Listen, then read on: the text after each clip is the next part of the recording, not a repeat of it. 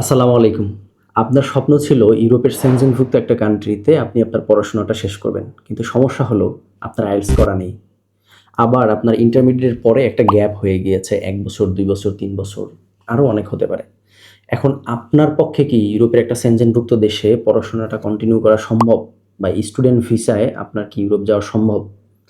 এই প্রশ্নের উত্তর, সম্ভাবনা, সংশয় এবং এখানকার অপরচুনিটি, এখানকার ব্যাড সাইড, গুড সাইড সবকিছু নিয়ে এই ভিডিওতে আলোচনা করব। যাদের ইনটেনশন হচ্ছে ইউরোপের সেনজেনভুক্ত একটা দেশে আপনি পড়াশোনা করবেন, তাদের জন্য মাস্ট ওয়াচ ভিডিও। আশা করি এই ভিডিওটি শুরু থেকে শেষ পর্যন্ত দেখবেন, তাহলে সমস্ত প্রশ্নের উত্তর আপনি পেয়ে যাবেন। বাই দ্য ওয়ে, আজকে কিন্তু কথা বলবো পর্তুগালে উইদাউট আইএলটিএস এর পড়াশোনার ব্যাপারে। ইউরোপের সেনজেনভুক্ত দেশ পর্তুগাল আপনাকে দিচ্ছে এই সুযোগটা। ইউরোপের বিভিন্ন দেশে কিন্তু উইদাউট আইএলটিএস অ্যাপ্লাই করা যায়। তার মধ্যে অন্যতম এবং সম্ভাবনাময় একটা জায়গা হচ্ছে পর্তুগাল। পর্তুগালের বেশ কিছু ইউনিভার্সিটি আপনার 1 ইয়ারের ডিপ্লোমা প্রোগ্রাম বা বেসিক যেই ফাউন্ডেশন কোর্স এটার জন্য আপনাকে কিন্তু চান্স দিয়ে থাকে। এক্ষেত্রে স্টেট লেভেল থেকে শুরু করে বিভিন্ন ইউনিভার্সিটিগুলো আমি নিচে নাম দিয়ে দেবো একে একে। এই ইউনিভার্সিটিগুলোতে কিন্তু আপনি অ্যাপ্লাই করতে পারেন। কম সিজিপিএ, আপনার স্টাডি গ্যাপ থাকলে ১, ২, ৩ বছর, ৪ বছর, ৫ বছর পর্যন্ত স্টাডি গ্যাপ থাকলেও সমস্যা হবে না। এবং উইদাউট আইএলটিএস আপনি আইএলটিএস ছাড়াই সেখানে অ্যাপ্লাই করতে পারবেন। এবং এখানকার পসিবিলিটি বর্তমানে অনেক অনেক বেশি হাই। আপনাকে আমি যদি কয়েকটা কারণ বলি, তার মধ্যে অন্যতম কারণ হচ্ছে বাংলাদেশ থেকে কিন্তু ইতোপূর্বে যারা অ্যাপ্লিক্যান্ট ছিল তারা কিন্তু অনেক ক্ষেত্রে আটকে যেত ইন্ডিয়ান এম্বাসি ফেস করার যে মুহূর্তটা ওই সময়টাতে।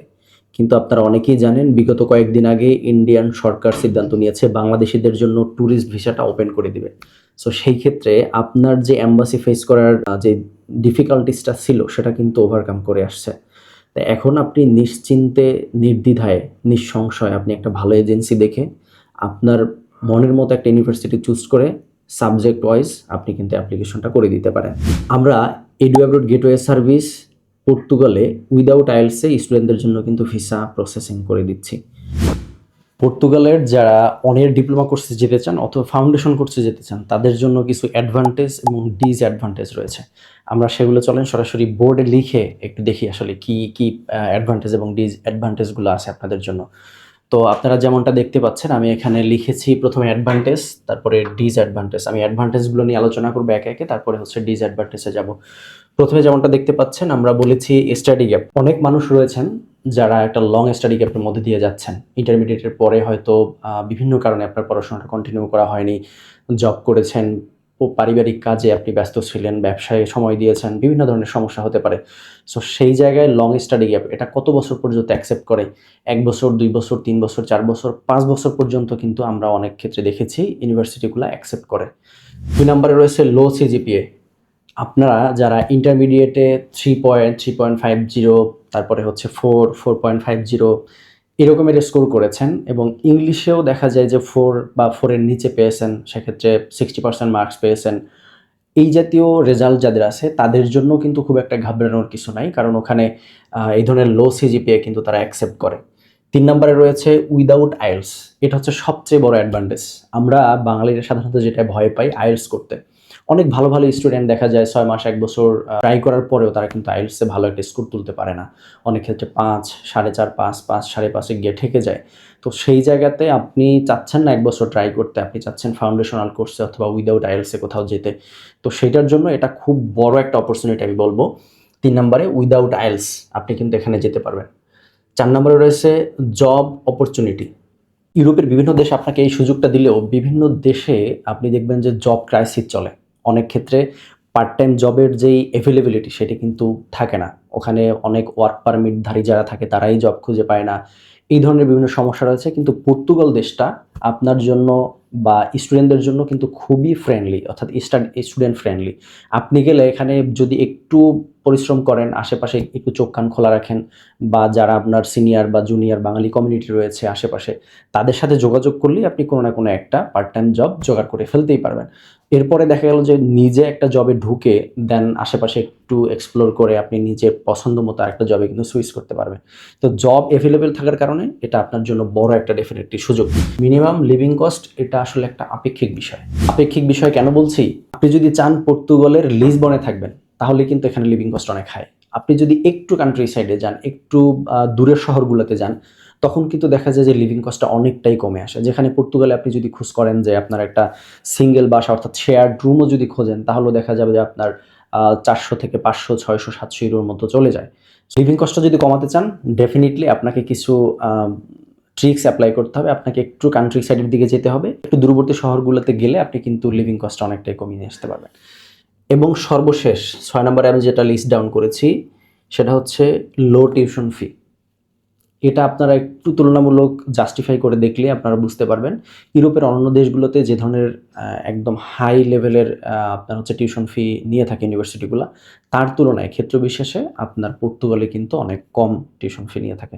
তো এইগুলো ছিল আমাদের অ্যাডভান্টেজের নোট ডাউন নাম্বার 1 থেকে 6 পর্যন্ত।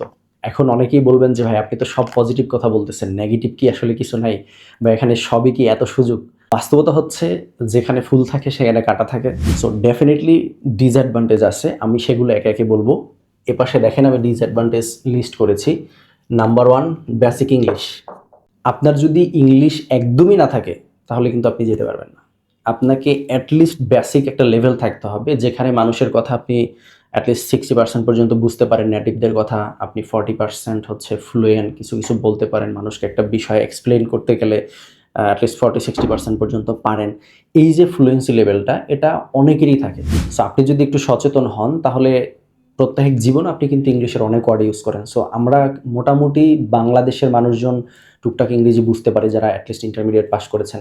তো সেই জায়গা থেকে আমি এটা একটা মিনিমাম রিকোয়ার্ড মনে করি যে বেসিক ইংলিশটা আপনাকে জানতে হবে, কমিউনিকেশনের কিছু অংশ আপনাকে বুঝতে হবে, এটা আপনাকে লাগবে।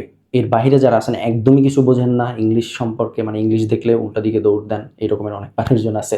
সো তাদের জন্য ডেফিনেটলি এটা অনেক হার্ড হবে। সো আপনাকে বেসিক ইংলিশটা জানতে হবে। দ্বিতীয় নম্বরে আমি নোট ডাউন করেছি হার্ড ওয়ার্কার।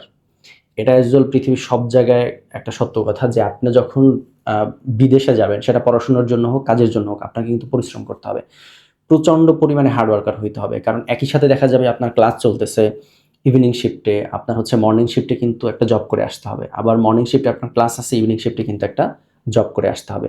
অনেক ক্ষেত্রে দেখা যায় সামার ভ্যাকেশনের সময় 2টা-3টা জব পর্যন্ত মানুষ করে। সেক্ষেত্রে মানে ঘুমের টাইমটা বাদে পুরোটাই কিন্তু কাজ করতে হয়। কারণ পরবর্তী সেশনের জন্য সে কিন্তু টাকা জমায় ওই যখন হচ্ছে সামারের একটা ভ্যাকেশন থাকে তখন। সো প্রচণ্ড পরিমাণে হার্ড ওয়ার্কার হতে হবে, এটার কোনো বিকল্প নাই। 3 নম্বরে আমি নোট ডাউন করেছি এম্বাসি ইন্ডিয়া। হ্যাঁ, এটা হচ্ছে বাংলাদেশিদের জন্য একটা বড় ডিসঅ্যাডভান্টেজ। কারণ আমরা যারা স্টুডেন্ট আছি, আমরা যারা ওয়ার্ক ভিসায় যেতে চাই, সবার জন্য আমাদের ইউরোপের ম্যাক্সিমাম সেনজেনভুক্ত দেশের এম্বাসি কিন্তু বাংলাদেশে নাই।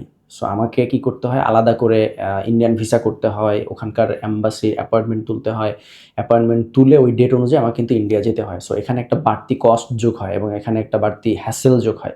সো এটা আপনাকে নিতে হবে। ইন্ডিয়াতে এম্বাসি ফেস করার জন্য যেতে হবে আপনাকে, এটা একটা ডিসঅ্যাডভান্টেজ।